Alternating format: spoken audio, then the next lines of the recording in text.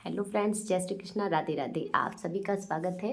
नवरात्रि की last day यानी नवमी के दिन तो बहुत से लोगों के दिमाग में ये संशय था, मतलब बहुत से सारे लोगों का ये क्वेश्चन था कि नवरात्रि में इन सारे सामान का हमें क्या करना है और किस प्रकार से हमें इनको हटाना है या इनको यूज़ करना है, क्या करना है, मतलब सारी चीज़ें, इन सारे सामान को हमें क्या करना है।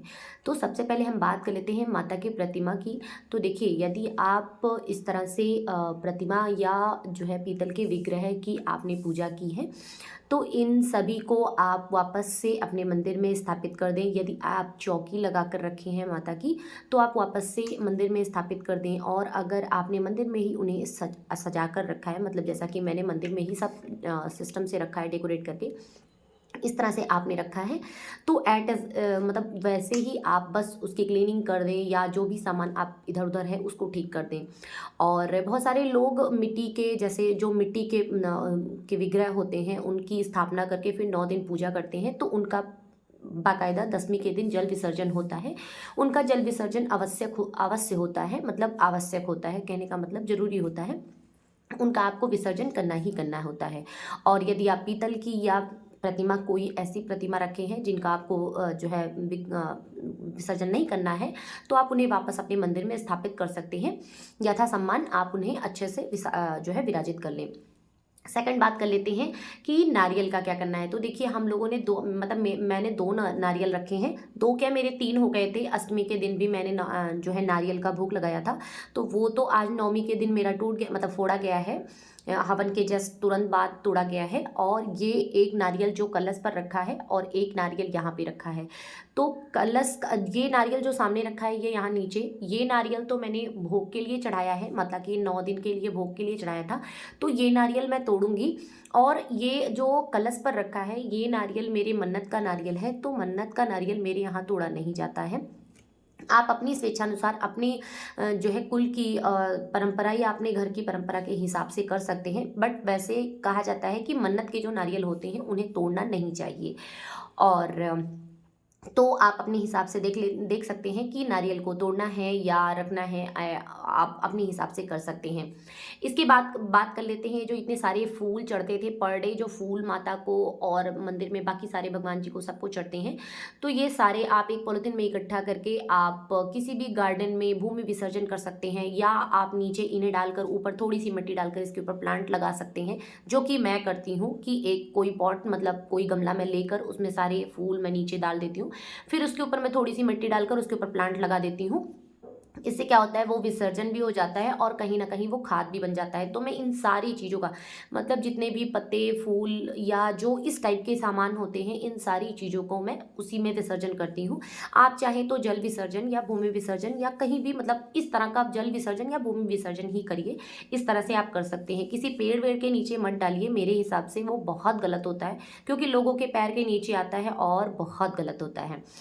थर्ड नंबर पे बात कर लेते हैं, ये जो इतने सारे चावल हमने रखे हैं, जैसे कि ये देखिए प्लेट में, यहाँ पे मैंने चौकी के नीचे, मतलब इस कलश के नीचे मैंने रखा है, अखंड ज्योत के नीचे रखा है, माता के चरण के नीचे रखा है, बहुत सारे चावल हैं। तो इन चावलों का कई प्रयोग है। आप चाहें तो तुलसी कह रही हूँ, चिड़ियों को आप ये चावल जो है दे सकते हैं, डाल सकते हैं छत पर। और या आप किसी को दान में दे सकते हैं, या इसमें से थोड़े बहुत चावल भी आप अपने अनाज के जो स्टॉक होती है उसमें थोड़ा सा आप डाल दें। इससे कहते हैं माँ लक्ष्मी की बरकत, माँ अन्नपूर्णा की बरकत आपके घर में बनी रहती है। तो 2-4 दाने ही डालिए, बट डाल जरूर दीजिए। और बाकी के आप चाहें तो दान दे दें या चिड़ियों को डाल दें, आपकी जो इच्छा हो आप वो कर सकते हैं। तो उसके बाद हम बात कर लेते हैं कि ये जो कलश में पानी होता है, मतलब जो जल भरा रहता है कलश में, इसका क्या करना है। तो इसको तो सबसे पहले, जब विजयदशमी के दिन, मतलब मॉर्निंग में जब आप इस कलश को उठाएंगे या सारे सामान को यहाँ से हटाएंगे, तो सबसे पहले इसके जल को अपने परिवार के सारे सदस्यों के ऊपर चाहे एक बूंद ही छिड़क जरूर दीजिए। और बाथरूम छोड़ के बाकी पूरे घर में अच्छे से छिड़क दीजिए। कहते हैं माँ की बरकत, माँ की कृपा हमारे घर में बनी रहती है। तो पूरे घर में इस जल को जो है छिड़क दीजिए। उसके बाद बचे हुए जल को आप किसी भी क्यारी में, मतलब फूलों की क्यारी में आप डाल सकते हैं। आप गार्डन, आपके पास कोई छोटा मोटा गार्डन हो या 2-4 भी फूल आप लगाए हो, जैसे बहुत से लोग तो जो नॉर्मल घरों में रहते हैं तो उनके पास तो जगह पर्याप्त पर्याप्त होती हैं, बट जो अपार्टमेंट में रहते हैं या बड़ी सिटी में रहते हैं, उनके पास इस तरह की फ्लावर वगैरह की व्यवस्था नहीं होती है, तो वो इस तरह से छोटे गमले भी एक दो तो लोग के यहाँ रहते ही हैं, तो आप उसमें डाल सकते हैं।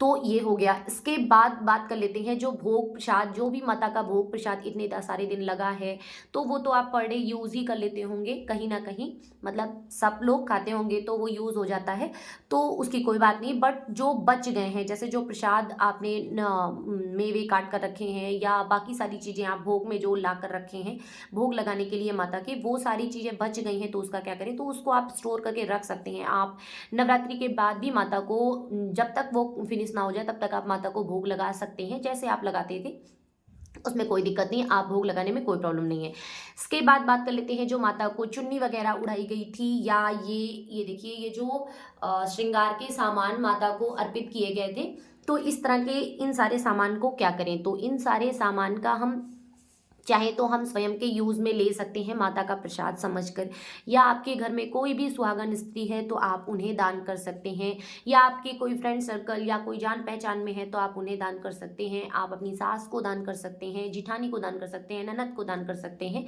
या फिर पंडित की वाइफ को, मतलब पंडिताइन को, उनको भी जो है आप दान कर सकते हैं। कहने का मतलब आपकी कि पहचान में कोई भी सुहागन स्त्री हो, आप किसी को भी दान कर सकते हैं, कोई दिक्कत नहीं है। सुहागन स्त्री वो कोई भी हो, कोई भी मतलब कोई भी हो, इसमें कोई प्रॉब्लम नहीं है, कोई भी दिक्कत नहीं होती है। एंड उसके बाद बात कर लेते हैं फ्रेंड्स ये अखंड जोत की, कि अखंड जोत का क्या करना है। तो देखिए, अखंड जोत के नीचे जो कटोरी में चावल है, बहुत से लोग नहीं रखते, बहुत से लोग रखते हैं, तो जो चावल है उसका मैंने बताया कि आप 2-3 तरीके से कर सकते हैं। आप चाहे तो दान दें, चाहे तो यूज़ कर लें, या जो है आप चूड़ियों को डाल दें।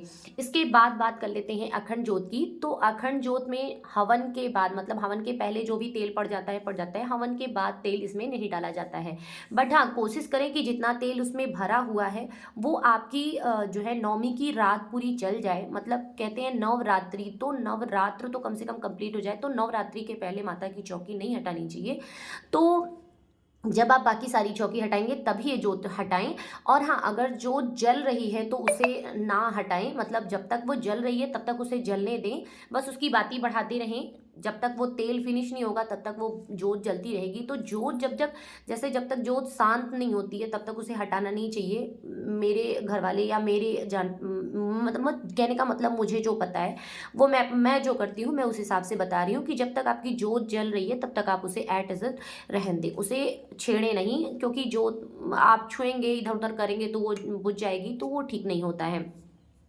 सो फ्रेंड्स, ये सारी चीज़ें मैंने आपको बता दी। बाकी जो भोग प्रसाद है वो आप अपने घर परिवार में खा सकते हैं। अब हाँ, एक बात और, ज्वारें, ये जो ज्वारें हम लोगों ने बोई थी, देखने में बहुत सुंदर लगती हैं ग्रीनरी, तो इनका क्या करना है, तो इनमें से थोड़ी ज्वारें जब आप दसवीं के दिन जब आप विसर्जन के लिए जाएंगे, तो इसमें से थोड़ी ज्वारें बाकी सारे भगवान जी के चरणों में थोड़े थोड़े करके रख दें, कि हाँ, हमारा संकल्प जो है कंप्लीट हुआ। माता रानी या भगवान जी, हमने पूजा अर्चना बहुत ही अच्छे से आप सबकी कृपा से कर ली।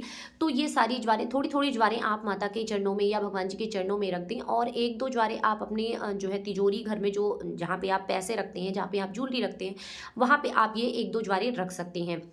या फिर इसका एक विशेष उपाय होता है कि आप अपने बच्चों की बुक्स या कॉपी में भी रखें, उनका दिमाग पढ़ने में अच्छे से लगता रहता है, ऐसा लोग कहते हैं, ऐसा मैंने सुना है, तो इसलिए मैं बता रही हूँ। इसके बाद बात कर लेते हैं जो हवन किया है आपने, मतलब हवन के बाद जो भस्म बची है, इस तरह से जो हवन की राख बची है, इसका भी प्रयोग आप कर सकते हैं। इसमें से थोड़ी सी राख, मतलब थोड़ा सा आप जो राख होता है उसको आप संभाल कर रख लें। आप बच्चों के मत्थे पर लगा सकते हैं, इनकेस अगर उन्हें नज़र वगैरह का कुछ ऐसा आपको लग रहा है तो। इसमें भी विशेष होता है, मतलब बड़े बूढ़े इस तरह से कहते हैं, तो मुझे पता है, तो इसका भी एक विशेष उपाय आप कर सकते हैं। सो फ्रेंड्स, आई होप मैंने आपको सारी चीज़ें बता दी हैं। मुझे नहीं लगता कि मुझे कोई चीज़, मतलब मेरी कोई चीज़ छूटी है। हाँ, एक चीज़ और छूटी है, जो इस अखंड ज्योत में मैंने जो बताया था कि आपने सिक्का डाला होगा, या इस कलश में जो सिक्का डाला गया होगा, उन सिक्कों का क्या करें, तो वो सिक्का आप अपने तिजोरी घर में या पूजा घर में, जहाँ पे भी आप स्टोर करते हैं पैसा, मतलब जहाँ पे आप पैसे, ये तिजोरी वाले सामान, जैसे कहने का मतलब जो पूजा पाठ वाली सिक्के होते हैं, इस टाइप के सिक्के रखते हैं, क्योंकि 1-2 दिन की तो बात होती नहीं है, बहुत सारे सिक्के हो जाते हैं। हर पूजा में, हर किसी ना किसी ओकेजन पे आदमी इस तरह के सिक्के रखता है, तो उन सिक्कों का क्या करें, उन सिक्कों को ना स्टोर करके रखना चाहिए तिजोरी घर में, तो आप इन सिक्कों को वहाँ डाल सकते हैं। और इसके अंदर जो कमल गट्टे, हल्दी और बाकी सारी चीज़ें जो पड़ी थी, आप उन्हें किसी भी क्यारी में या भूमि विसर्जन, जहाँ पे आप सारी चीज़ों का भूमि विसर्जन करेंगे, आप वहाँ पर कर सकते हैं। सो फ्रेंड्स, आई होप आपको वीडियो पसंद आई होगी और आपको संपूर्ण जानकारी मिल गई होगी। Thank you for watching. और अगर आपने मेरे चैनल को अभी तक सब्सक्राइब नहीं किया है तो प्लीज़ सब्सक्राइब कर लीजिए। Thank you friends, good bye, Radhe Radhe, जय श्री कृष्णा, जय माता दी। नवरात्रि की हार्दिक शुभकामनाएं।